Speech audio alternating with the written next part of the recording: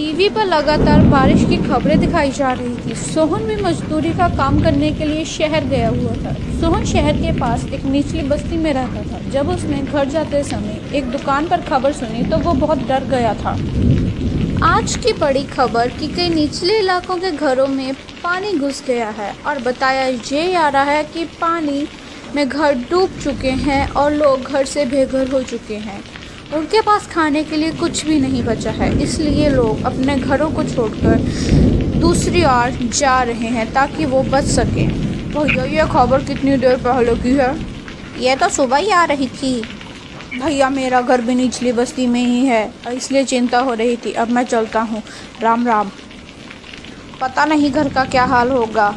मैं सोचता था कि मैं अपने घर की छत को ठीक करवा लूं, लेकिन कोई मजदूरी ही नहीं देता है इन बारिश के दिनों में। अब मैं क्या करूं भैया, मैं तो बर्बाद हो जाऊंगा। सोहन घर जाता हुआ अपने आप से बातें कर रहा था। बारिश के कारण शहर की सड़कों पर भी पानी आ गया था। सोहन के पास 100-200 रुपए थे, जिनका वो खाने पीने का सामान घर लेकर जा रहा था। उसकी पत्नी और बच्चे घर में घुसे पानी को घर से बाहर निकाल रहे थे। गौरी रुको, मैं मदद करता हूँ, 2 बाल्टी मुझे दो। कितनी देर से बारिश आ रही है, रुकने का नाम ही नहीं ले रही। बारिश रुक जाए तो पानी घर से बाहर निकल जाएगा। तुम चिंता मत करो गौरी, अब तो रात का समय है, हम कल सुबह ही शहर चले जाएंगे। वह दोनों लगातार पानी निकालने का प्रयास करते हैं। थोड़ी देर बाद बारिश रुक जाती है। माँ बापू, बारिश रुक गई। अगर बारिश रुक जाए तो हमें कोई दिक्कत नहीं आएगी, लेकिन शुरू हो गई तो हम कुछ नहीं कर सकते। ये लो कुछ खा लो, जब से आए हो तुमने कुछ नहीं खाया है। हाँ, जल्दी सामान बांध ले, हम सभी जा रहे हैं यहाँ से। बहुत पानी आ चुका है बस्ती में, बड़े पुल पे जा रहे हैं। हाँ बांध रहा हूँ, कुछ खा लूँ, सुबह से कुछ नहीं खाया है मैंने। अगर ज़रूरत पड़ी तो सामान बांध लूँगा। गौरी जल्दी ही सारा सामान बांध लेती है और सोहन की भी आँख लग जाती है क्योंकि वो बहुत ज़्यादा थका हुआ था। उसके साथ ही बच्चे सो जाते हैं। सुबह जब गौरी उठकर देखती है तो उनके आसपास पानी ही पानी था। सभी लोग इधर उधर भाग रहे थे। अरे सोहन जल्दी बाहर निकल, यहाँ पे बाढ़ आ चुकी है, हम नहीं बचेंगे यहाँ पे, जल्दी आ। अरे गौरी जल्दी निकल, बच्चों को लेकर, बाढ़ आ चुकी है यहाँ पे, जल्दी आ। उठो बच्चों, हमें यहाँ से जाना होगा।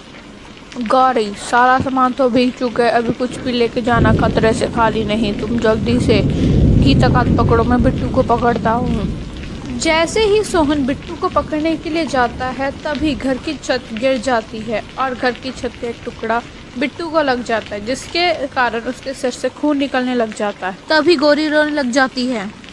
सोना जी कुछ करो, बिट्टू के सिर से बहुत खून बह रहा है, वो आंखें भी नहीं खोल रहा। घबराओ मत गौरी, मैं कुछ करता हूँ। तभी सोहन वहाँ से चले जाता है और इधर उधर मदद मांगने लग जाता है। भैया जी अगर आप रामपुर जा रहे हैं तो किसी डॉक्टर को भेज देना, आपकी बड़ी मेहरबानी होगी। भैया जी तुम्हें यहाँ कोई डॉक्टर नहीं मिलेगा, ये निचला इलाका है, यहाँ कोई डॉक्टर नहीं आता। भैया जी यहाँ पर आपको कोई डॉक्टर नहीं मिलेगा, आप पुल तक पहुँच जाइए, क्या पता आपको कोई मदद मिल जाए। हाँ ये ठीक है, क्या पता कोई मदद मिल जाए। हे भगवान मेरे बच्चे की रक्षा करना।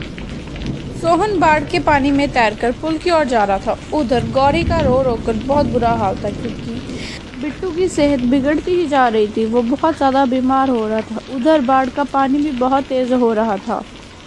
जी कहाँ रह गए आप, जल्दी आओ, बिट्टू बहुत बीमार है, उसे बहुत तेज़ बुखार आया है। हे भगवान इन्हें जल्दी से भेज दो ना। मेरे बच्चे आंखें खोल, क्या हुआ तुझे? सोहन किसी तरह पुल तक पहुंचता है। उधर भी भाग दौड़ लगी हुई थी। भैया यहाँ पे कोई डॉक्टर मिलेगा? अरे नहीं भाई, इस बारिश में हमारी कोई मदद नहीं करने वाला है, कोई डॉक्टर नहीं मिलेगा। हम गरीबों को कोई नहीं पूछता है यहाँ पे। तुम्हें भी यहाँ कोई नहीं मिलेगा, कहीं भी कोई डॉक्टर नहीं दिख रहा है। भगवान मेरी मदद करो, रक्षा करो, अब तुम ही हो। तभी एक डॉक्टर वहाँ मोहन को रोते हुए देख रहा था। आशा तुम बच्चों को लेकर कहीं दूर चले जाओ, मैं उस पिता के साथ जा रहा हूँ क्योंकि उसका बच्चा बहुत बीमार है। लेकिन आपकी जान को भी तो खतरा है ना, आप मत जाइए ना प्लीज़। आशा मुझे उसके साथ जाना होगा, उसके बच्चे की ज़िंदगी का सवाल है। तुम बच्चों